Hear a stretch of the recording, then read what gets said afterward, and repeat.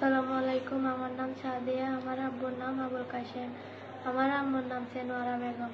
আমার বাড়ি কাটাখালী, হোয়াইকম, টেকনাফ। আমি আলী আকবরের ছেলে কামরুলের সাথে পালিয়ে এসে বিয়ে করে ফেলছি। আমাকে কেউ জোর করে নিয়ে আসে নাই। আমি নিজের ইচ্ছায় কামরুলের সাথে চলে আসছি। আমাকে আমার মা বাবা জোর করে একটা বয়স্ক লোকের সাথে বিয়ে দিতে চাইছিল। আমি তাদের অনেক হাত জোর করে বলি, তারা আমার কোনো কথা শুনে নাই। ও আমাকে আনতে চায় নাই। আমি জোর করে ওকে হুমকি দিয়ে বাধ্য করে নিয়ে আসছি। আর আমার পরিবার নাকি কামরুল এর পরিবারকে অনেক হয়রানি করতেছে।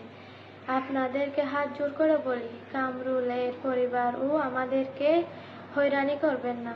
আমি বাড়ি থেকে আসার সময় এক জোড়া কাপড় ছাড়া আর কোনো কিছু নিয়ে আসি নাই। আমার মা বাবাকে বলি, আপনারা দয়া করে মিথ্যা গুজব ছড়াবেন না, আমাদেরকে হয়রানি করবেন না।